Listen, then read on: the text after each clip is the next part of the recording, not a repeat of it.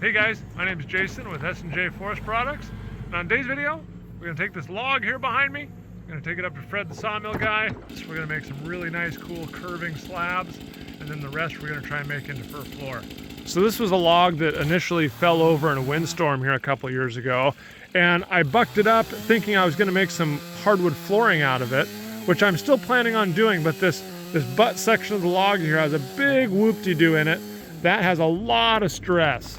And if I try and get nice straight boards out of that, they're going to be all wonky and weird and bendy and crack and break. You can see here the heart is way off center. There's the center of the heart. The center of the tree is probably right up here somewhere. It's all screwed up. So what we're going to do is cut it off probably about 16 feet worth somewhere up here. I can get that up, slab it up, make some really, really nice slabs. It's probably 24 inches at the top here. We'll see once I get it bucked off. And then after that, I've got a nice straight section here and another couple other fir logs here that we'll take up and see if we can get Fred to cut some fir flooring for us as well. Well, here we go again. I've got the trailer probably overloaded. I've got some really, really nice fir on here right now. So let's get up to Fred's and see what he thinks. So what do you think? Better than before. Can we quarter saw these? I am not sure how that is. I'm not educated in that way. We're gonna fake it till we make it here. Nice ring count. Yeah, good rings, tight rings. A little bit of shake here. Yeah. Of course, that one's kind of odd. That one blew over. That's what I ended up with. Hopefully you didn't buy that one. No, I didn't buy any of these. I found them in my woods. Maybe you should have left them there. Oh, they're good. These are good logs. Oh. You just said they were good ones. They look all right. They look all right. All right, well, let's see if we can fake our way through quarter sawing here. Which one do you want to do first? The little one? On top? Yeah. Okay.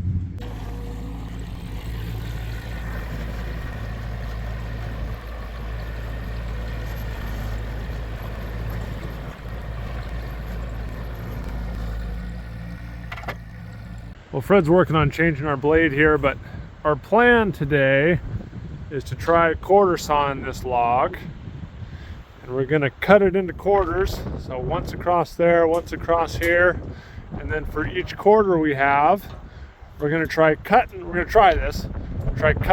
a 1 or 1 1/8 inch piece off the bottom of the log. And then I'll just flop it back and forth. And the idea is to get the rings vertical to the plane that you're going to cut. So when you look at the board face down, you're going to see all these rings just like you do on wood floor. And as you rotate this thing back and forth, the rings will always be vertical or perpendicular to the blade.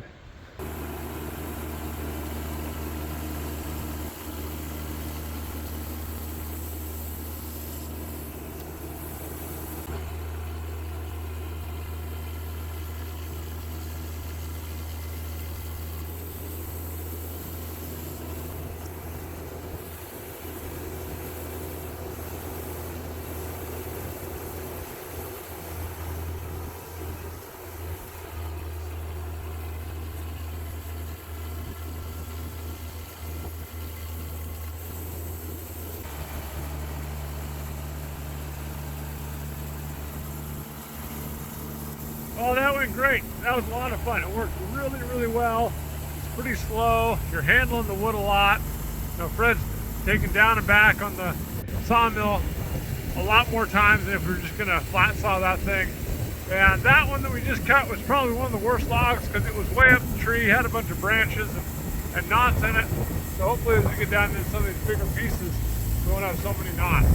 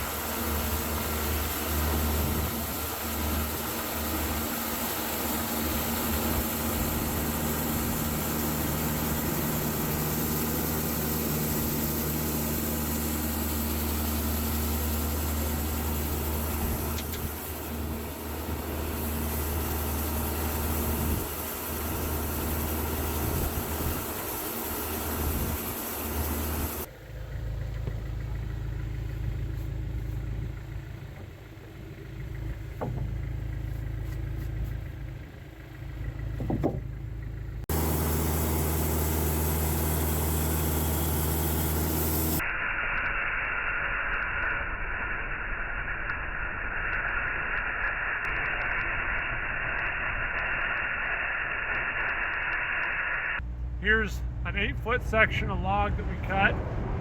Beautiful, beautiful stuff. I'm really, really happy with how it's turning out. There's not a whole lot of waste off the mill. Once we start ripping these down into 3.5-inch strips for flooring, we're gonna have some waste and some smaller pieces. But the wood looks really good. The problem is, on this log, it was about a 16-inch diameter top. We cut it into 4s, ended up with about a 7 or 7.5-inch, more or less kind of square log. And so instead of cutting one log at 16, it's like we're cutting 4 7-inch tops, which just takes a lot more time, a lot more handling. You're moving the mill back and forth a lot more time. So it's definitely a lot more labor intensive for this stuff, but it's just so beautiful. Beautiful, beautiful wood. I mean, look at this stuff. It's just nice, clear stuff. These trees came from kind of deep in the woods. So you get some really, really nice tight grain stuff, not a lot of branches. Most of it is pretty much true quarter sawn, vertical grain. There's a few pieces that's more like a rift cut, like here where the rings are coming in at 45, that one too a little bit. But on these big wide boards, the first couple of cuts, they're pretty darn perpendicular to the face of the board. Really, really happy with it.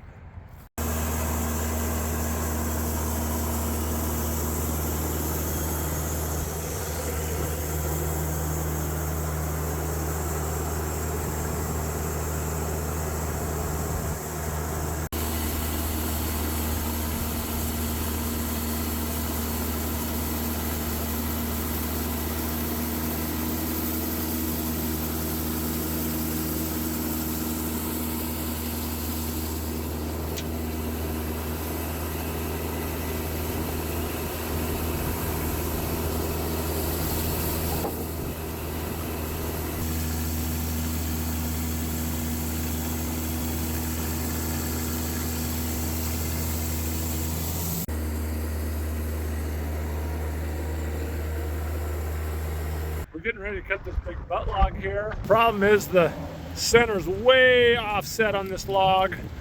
And if you look down, even on a 16-foot section, it's got some sweep in it. So I'm gonna go down, I'm gonna whack it off at 8, so we'll have some nice fir flooring out of the upper log here, and then this one with the sweep in it. I think I can get Fred to cut it into slabs for me.